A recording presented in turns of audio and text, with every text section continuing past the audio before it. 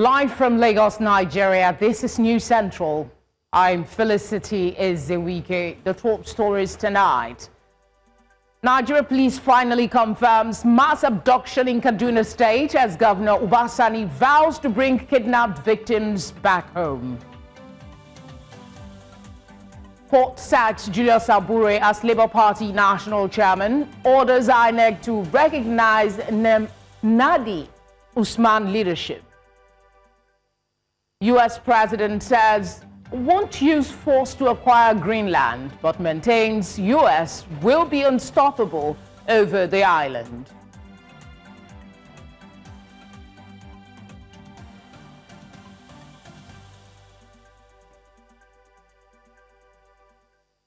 And in business, Debt Management Office offers 3 FGN bonds valued at 900 billion naira for subscription at 1,000 naira per unit.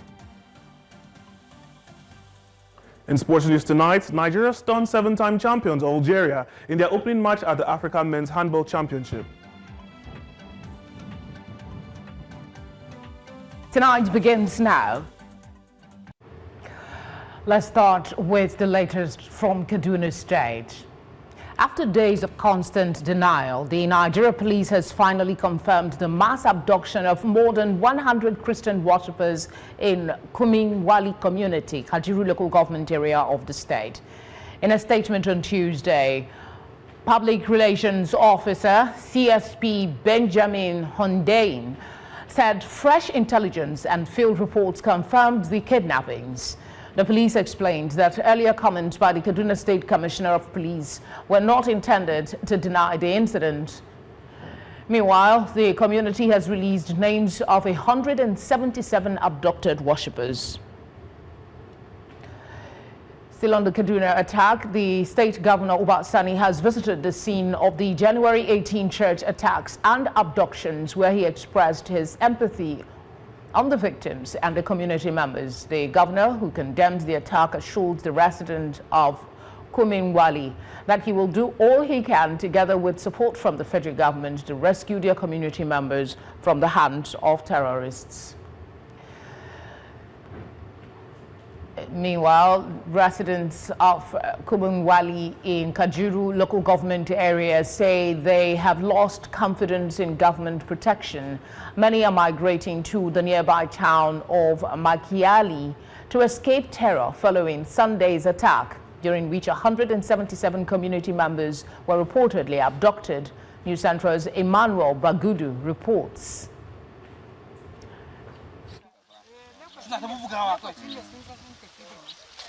Okay, can you escape, you know? Da sun kai daji.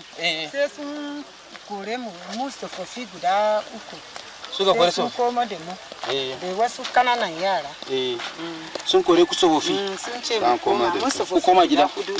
So kuna da yawa kenan. Victims of Sunday's church attacks confirmed their ordeal, describing abductions and terror inflicted by armed assailants. Many expressed anger after local officials initially denied the attacks. When they are coming, people run out from the church, they come break the door.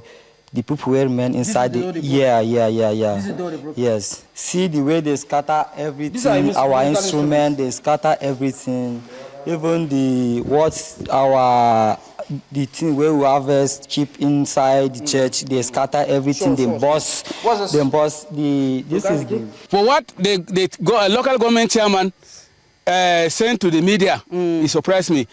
If not the will of God, I have died this morning. Because what did he send to the media? He said, there's nothing happened here.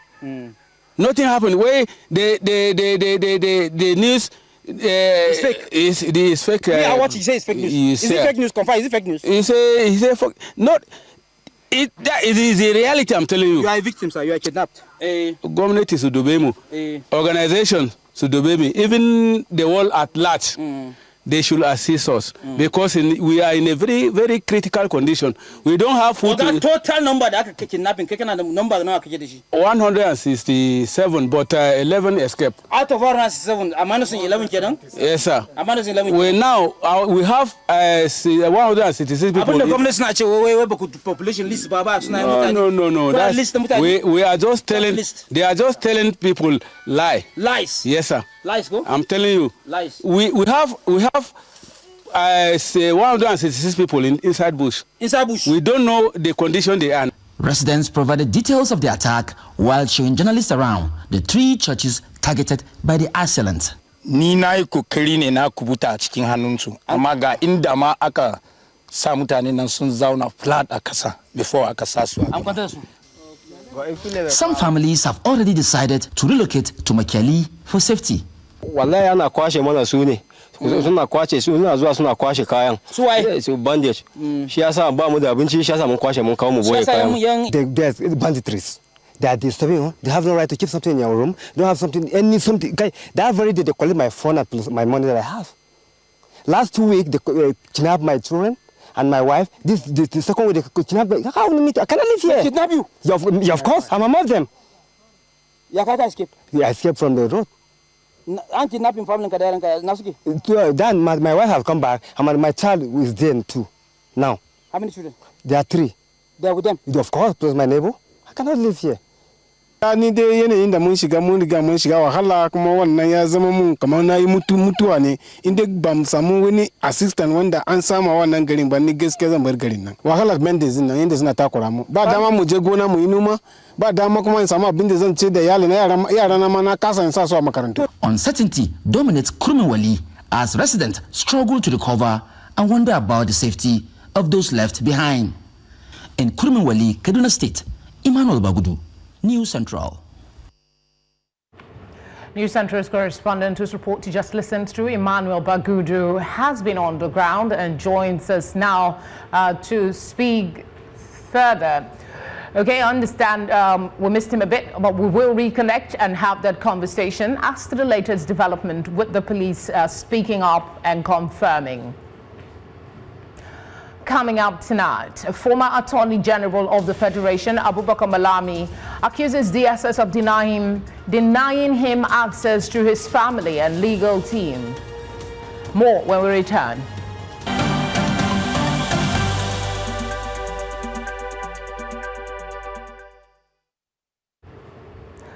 You're watching Tonight on News Central. A reminder of our top stories. Nigerian Police finally confirmed mass abduction in Kaduna State as Governor Uba Sani vows to bring kidnapped victims back home. Court sacks Julius Abure as Labour Party National Chairman, orders INEC to recognize Nenadi Usman leadership. And US President says won't use force to acquire Greenland, but maintains US will be unstoppable over the island. Former Attorney General of the Federation, Abubakar Malami, has accused Nigeria's Department of State Services of denying him access to his family and legal team. Malami, who is facing money laundering charges alongside his wife and son, was earlier arraigned by the EFCC and remanded at the Kuje Correctional Service in Abuja.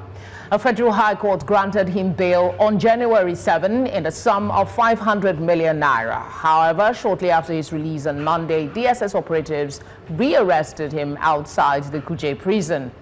His lawyers say the continued detention violates court orders, while authorities are yet to publicly respond to the allegations. Away from that, the governor of Delta State, South Nigeria, Sheriff Oborowori, has expressed concern over the low turnout of eligible voters during the first phase of the continuous voter registration (CVR) exercise in the state. He has urged stakeholders to intensify grassroots mobilization ahead of the second phase commencing in January 2026, this month. The governor made this known on Wednesday at a sensitization and advocacy engagement organized by the Independent National Electoral Commission in collaboration with the Delta State government in Asaba.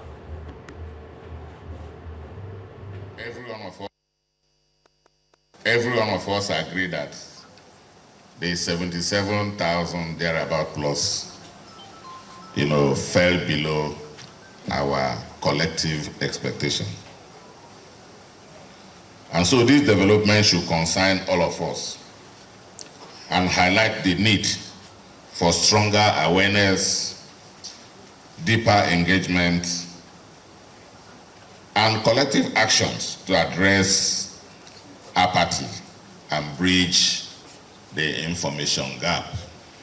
You that are also going there to register, you must be courteous, you must be orderly, and civil to the registration officials. They must refrain from conduct inimical to the registration process, such as harassment and verbal abuse, as the Commission may prosecute any person who assaults staff on continuous voters registration duties. What we are going to now do to drive this thing home is that we are going to mobilize the people by providing vehicles. Sometimes they will ask you to make sure that you give them money to be able to feed when they go to the local government headquarters. There are sometimes they also get to local government headquarters, they are not able to register that particular day, and then you have to do it another day. It's actually capital intensive. So that is why it's important for INEC to find one way or the other to make it easy so that individuals in their comfort zone can afford to register without having to go through all those stress. But we're happy about this sensitization, and we believe that everybody will be able to, through you, help us drive it home so that the number of our persons get enrolled and then be able to vote in the forthcoming election.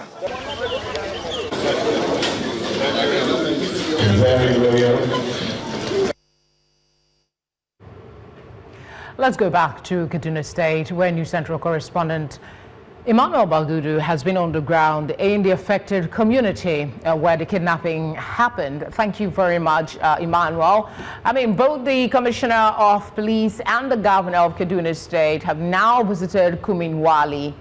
What impact has that visit made from your assessment? Has that restored any form of confidence?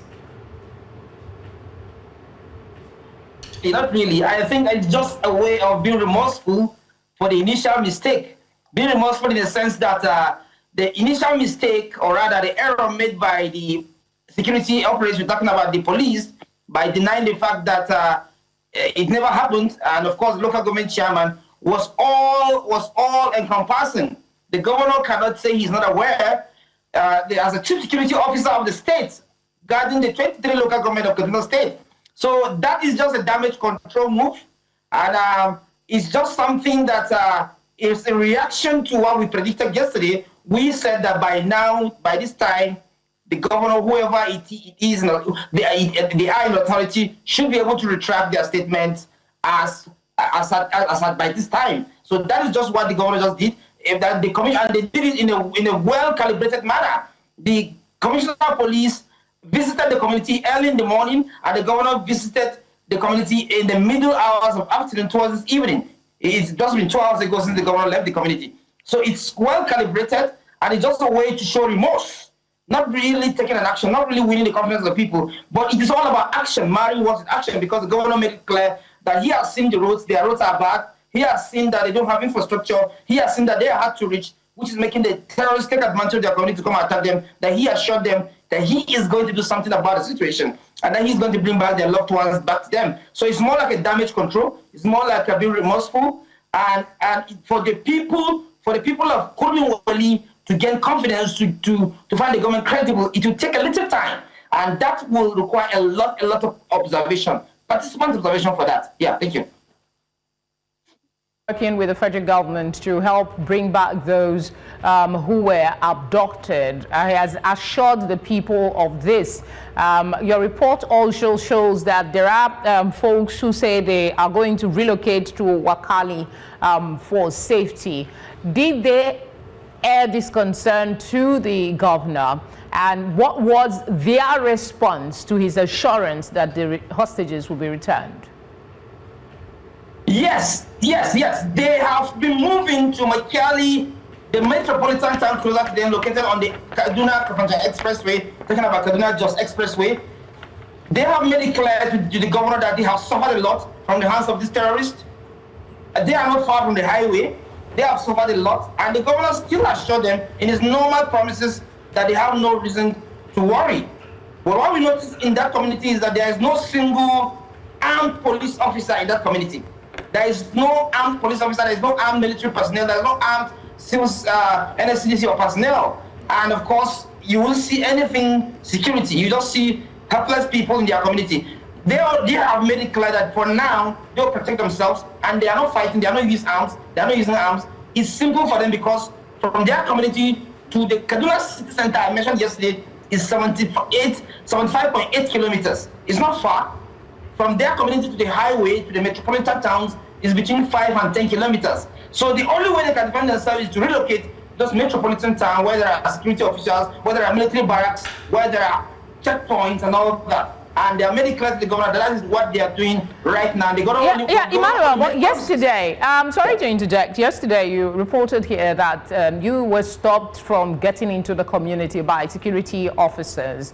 Now you're saying that there is no single security of presence in that community.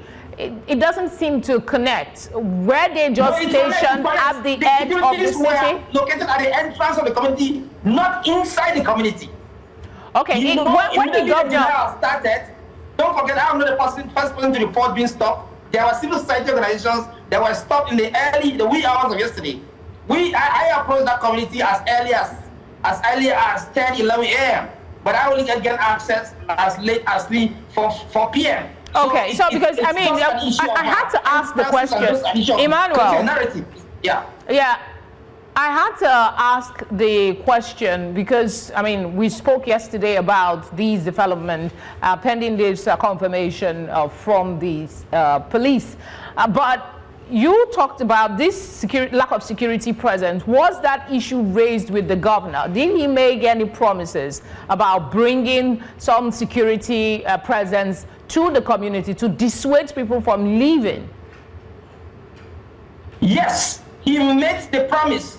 He made the promise that he is collaborating, that he is sending more security agencies, that he is collaborating with the federal government, he is collaborating with the IG to bring back their loved ones back to them and ensure that this event doesn't happen again. That is just a promise. That's just a promise. But I can still take a life. I can still be in Kurumwali tomorrow morning. And I will still be there and you won't see a single security. You only see security officers at the entrance of the community.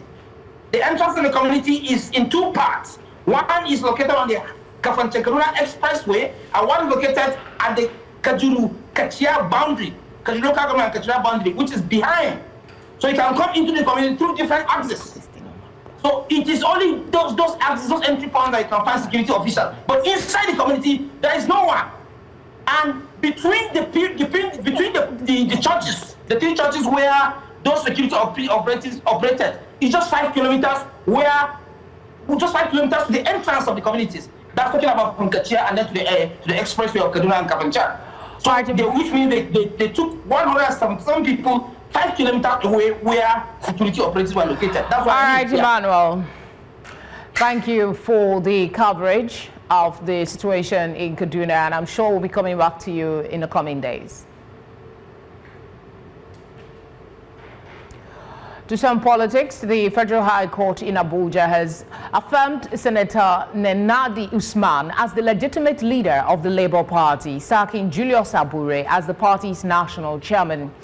In a judgment delivered by Justice Peter Lifu, the court relied on April 4, 2025 ruling of the Supreme Court to uphold the Nenadi Usman-led executive committee as the valid leadership of the party.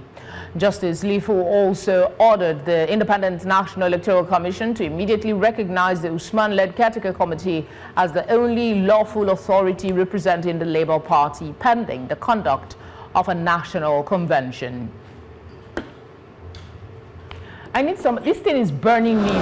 Restore the hope of members of the Labour Party in Nigeria by by affirming that the power to elect their leadership is vested in members of the party who subscribed to the constitution of the party. The court upheld the decision of the Supreme Court that that power resides in Labour Party, and that following the expiration of the tenure of Barrister Julius Abure in June 2024, the appointment without conducting a proper convention to take over, to elect executive members that will take over from him, it was only fair and reasonable for the party to come together and appoint a national caretaker committee like they have done, and with the leadership vested in distinguished Senator Dr. Nenadi Usman. I believe that this is not just it's not victory for Nenadi Usman, no. It's victory for Labour Party, it's victory for all Nigerians who believe in the Labour Party. I would want to seize this opportunity to call on all my brothers and sisters and say there is no victor, no vanquished. Let's come back, work together, build a stronger Labour Party. Business owners operating beneath high-tension power lines in Owerri are facing a difficult choice: risk their lives or lose their livelihoods. The Imo State government has issued an ultimatum ordering traders to vacate the area or face demolition. News Centre's Alex Obunaya reports. These traders say relocating to safer locations is beyond their financial reach, forcing them to continue trading under dangerous conditions. We don't have money to rent shop, and shop is very, very expensive. You know that. If you say you want to get shop around this, it will be that kind of 800,000 or close to 1 million like this. So we don't have money to rent shop. It's not that we choose to do business here. It's because of there is no other means of surviving. Here is like we don't have money for shops. The rent is too much. We can't pay for it. So that was why we came here, knowing fully well that the high tension is risk. They are now appealing to the state government to provide affordable shop spaces, citing the rising cost of living and the challenges of doing business in Imo. Though is very, very risky, but the high rate of shops here in Owerri is very, very outrageous. Like, you might get shop, you might see a shop you like in a very nice location, but the price, you get a shop of 300,000, an agency is asking you for 150,000, thereby making you to lose the spot. We don't have money to pay for shop rent. Shop rent here now is not less than 600,000, and we cannot afford it. So through this thing that we are selling here, we can afford to pay our children's school fees, their feeding and their upkeep. So if they can help us to look for shop, we'll be so grateful. This high tension, not because we are happy to stay here. They think affect our health. But what can we do because of the economy of the country? So then here that I used to feed my children, even the one that is in the university, is here that we are taking care of. How wish government go just put help? We find another apartment, another place, a shop or whatsoever. Yeah, I would be appreciated. Despite the appeals, authorities insist there will be no reversal, warning that all legal structures beneath high-tension wires will be demolished once the ultimatum expires. For now, the traders remain in place, uncertain about what lies ahead. In Imo for News Central, Alex Obunaya. Tonight returns after this break. Stay with us.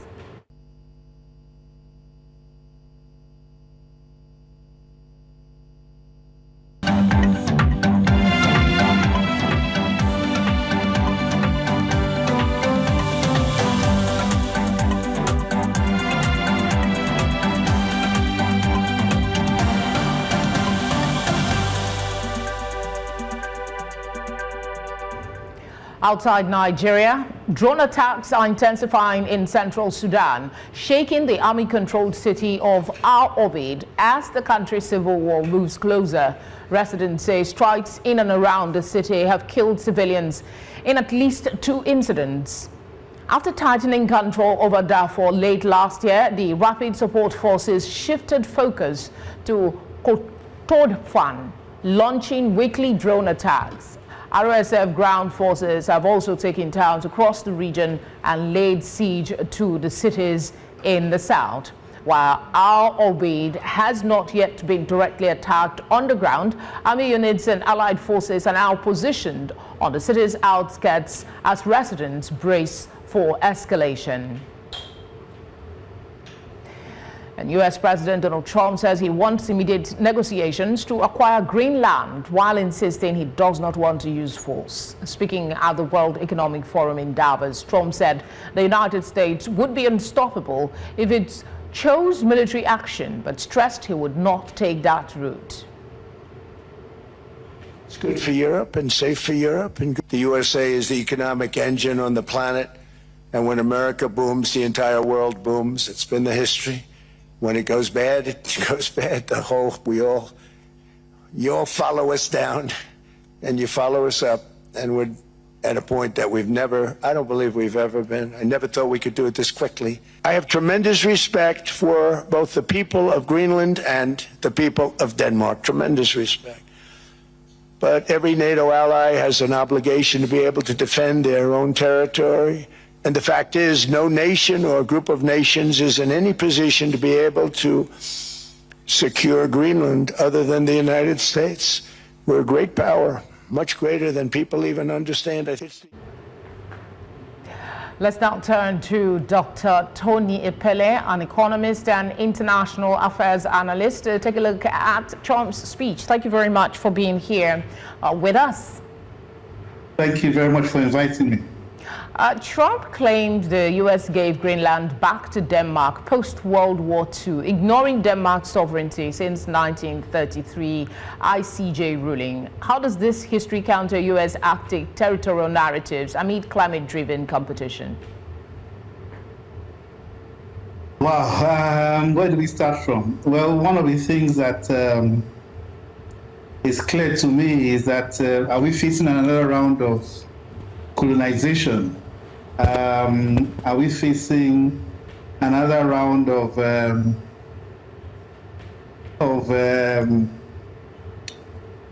nations unilaterally taking over other nations? But the thing is that the Greenland itself that is being talked about, what the President of the United States has said is that they would even look beyond Greenland right now and look at the whole Arctic region. As you know, there has been some discussions with NATO, and the whole idea is that NATO would likely be involved in any action that is going to be taken. But yes, Greenland had achieved full autonomy. It is an autonomous country recognized by the United Nations with its own parliament, and I think it was about 1979 or so that they achieved self-rule. They have their own parliament, they have their own government, even though, of course, there is still a close relationship with Denmark. So what's happening really is that we must accept that it's all part of international geopolitics. We must accept that there's obviously going to be a new world order going forward, especially since the United States has withdrawn from quite a number of international treaties that they had hitherto signed. If you heard the Prime Minister of Canada only recently saying that the truth is that the old world order has gone out of the window, and the old world order is not coming back. And he says very interestingly, we should not mourn it. So there is a new world order, and we have to start getting our act together, even in a country like Nigeria. All right. One of the comments among the thoughts he shared was the fact that he was not going to use force, that he was open to pay a sum of money for Greenland. And then he talks about the fact that no nation can do what the U.S. can do for Greenland. Your general submission to those comments? Well, one of the things that has happened, and which happens when there are major international conflicts, that it ends at the end of the day on the dialogue table. They come to a round table to discuss the issues, no matter the kinetics or the wars that go on. The only way it comes to an end is through dialogue. You would also see that the allies have come together in this whole issue of the disruption in the world economy that is going on. Not just the economy, but international politics. I don't think that the U.S. is really interested in force. I don't think the U.S. is worrying about the issue of sovereignty. But let me just say that the U.S. having military bases around the world is not new. The U.S. has, and a number of other countries have gone that way. Thank you so much. That's the much time will permit us. Thank you for speaking with us. Thank you very much for having me. We'll be back with business, sports, and entertainment. Stay with us. Let's now bring you some business news. Oil marketers under the Petroleum Products Retail Outlets Owners Association of Nigeria have urged the federal government and the Nigerian National Petroleum Company Limited, NNPC Limited, to publish a clear, realistic timeline for the revival of Nigeria's refineries. The association expressed concern that after over $4 billion has been spent on rehabilitation but no tangible results, raising accountability questions.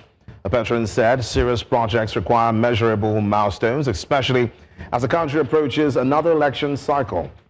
Nigeria's refineries in Port Harcourt, Warri, and Kaduna have a combined capacity of 445,000 barrels per day, but remain largely idle.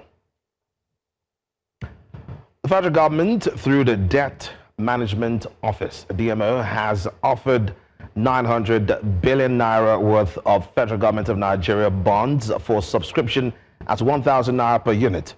The offer comprises three reopened instruments: a 7-year February 2031 bond worth 300 billion naira at 18.5% interest, a 10-year February 2034 bond valued at 400 billion naira at 19%, and a February 2035 bond worth 200 billion naira offering 22.7%.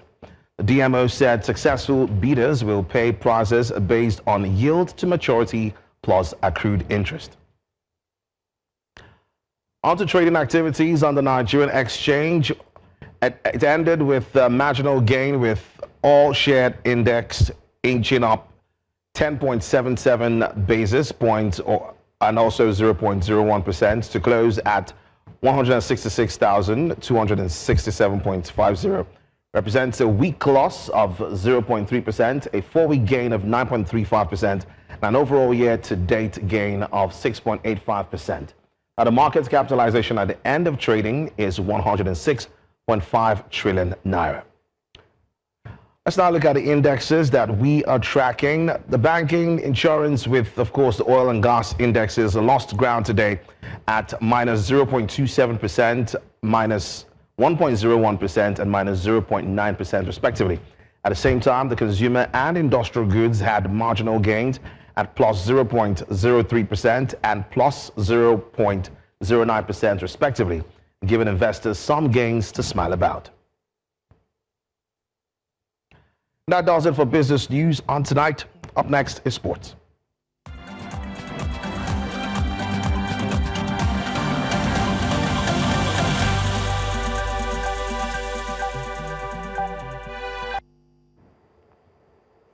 Nigeria's senior men handball team, the Golden Arrows, began their campaign at the 27th Africa Men's Handball Nations Cup on a winning note with a hard-fought 25-23 victory over Algeria in their opening Group A match on Wednesday in Kigali, Rwanda.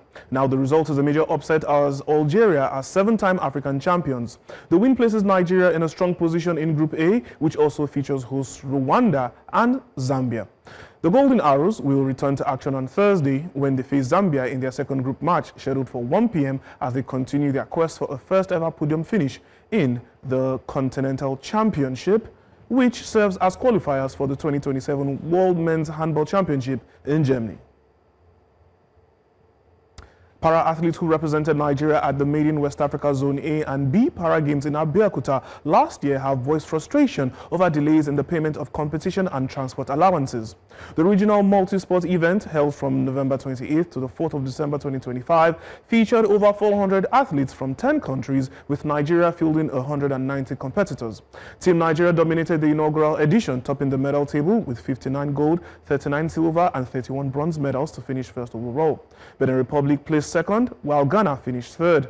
More than a month after the games ended, affected athletes say the unpaid allowances are concerning as they prepare for a demanding 2026 season. Following a month of thrilling action at the 2025 Africa Cup of Nations in Morocco, the Confederation of African Football has unveiled its team of the tournament. Now, 3 Nigerian stars, Victor Osimhen, Ademola Lookman and Calvin Bassey, made the list. Champion Senegal also had 3 players, while runners-up Morocco dominated the list with 4 players. Now, the CAF Best 11 highlights players who consistently impressed throughout the tournament, with no ranking implied, in keeping with tradition. The selected squad includes goalkeeper Yasin Bono, defenders Noaseb Mazrouai, Calvin Bassey, Nia Kite and Achraf Hakimi, midfielders Idrissa Gueye, Papa Gueye and Ademola Lookman, and forwards Sadio Mane, Victor Osimhen and Brahim Diaz. Nigerian international defender Shemi Ajayi is expected to be sidelined for up to 2 months with a hamstring injury. Ajayi limped off the pitch in added time of Nigeria's 2025 Africa Cup of Nations third-place encounter against the Pharaohs of Egypt in Casablanca last Saturday. The 32-year-old returned to the Sky Bet Championship club Hull City earlier this week, and scanned results have since confirmed damage to his hamstring. It's the second time the centre-back will be sidelined with a hamstring injury since arriving Hull City on a free transfer last summer. The defender has made 12 league appearances for Hull City this season, with 1 goal to his name. And that's it on Sports News Tonight. Entertainment is next with Edewo. I am Okweoluwa Adibari.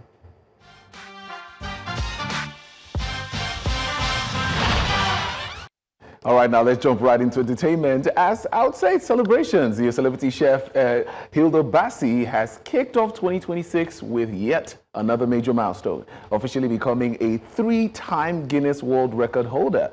In a surprise update she shared on Instagram, Guinness confirmed that her 8,780 kilogram Nigerian jollof rice cooked in September 2025 didn't just break the record for the largest serving of jollof rice, but also set the global record for the largest serving of rice ever. Hilda Bassi made history in 2023 with her marathon cooking feat, and this latest recognition seals her growing legacy. She described the moment as unexpected, calling it a reminder that God can move as more better than you think. Now, this comes as a surprise to her and as well as a surprise to her fans, but big congratulations to the one and only Hilda Bassi for this. Now, moving on to the global scene, as music icons Jennifer Hudson, Keisha, John Legend, and Billy Porter are set to honor Mariah Carey at the upcoming Music Cares Grammy Week event. Huge one there. This tribute celebrates Mariah Carey's decade-long impact on the music industry, from record-breaking charts achievements to her influence on generations of artists. Organizers say the night will spotlight Carey's artistry, philanthropy, and cultural legacy, with performances from special artists and special moments dedicated to the music legend ahead of the Grammy Awards. And I'll say that again, it's a big congratulations to Mariah Carey. We know she's an icon, and this is going to celebrate her work. But that's all we have on entertainment tonight, by the way. Finally tonight, the Abia state government has ordered landlords in Umuahia, the state capital, to renovate their buildings within 4 weeks or face sanctions. Chinwe Ugele was at the press conference where Commissioner for Information told journalists that the directive targets houses defacing the city's landscape. Her report. Before it became the state capital in 1991, following the creation of Abia State. Like many other state capitals, most of the buildings have outlived their owners. Abia State government says such houses are defacing the capital city, making it difficult for people to appreciate the new aesthetics of the capital. These buildings currently deface the city, thereby setting back the efforts of the state government to beautify Umuahia and give it the look and feel of the capital city. Consequently, the state government through the UCDA is advising all landlords whose buildings need a facelift or routine maintenance to do so within the next 4 weeks from the date of this announcement. The houses in Umuahia do not have the same rating. While some of them have experienced some sort of transformation, others have maintained their original state with eroded paints and roofs that are falling apart. Dr. Johnson Oji is one of the landlords of these houses, and he says there are more pressing issues than what is currently taking the government's attention. It's really paining me. Let them go and rehabilitate those people. It's not going to cost them all. Building roads, who are you building roads for? It's not for human beings. You build market for human beings. But what about those your fellow human beings that are walking naked? We don't even have that share. Fidelia Omukife thinks the government's order is in good faith but asks for more time to be able to fulfill the assignment. Because always going here. Come on, 2 buses said the coach, the kayase, no, yeah, not me. How about it? I like a pamia. But you like I do why I use to as a try. A tenant in Umuahia has also applauded the move by the government. I believe will make the state to be okay and neat. But you see what our governor is doing. It's a very good job. So after him doing all this road and everything, the houses are looking dirty and everything. So it's a good decision. I like it. While many residents agree that the town will look better if the landlords comply, another school of thought says there is no need to make the masses go through such discomfort considering their financial challenges. In Abia for News Central, Chinwe Ugele.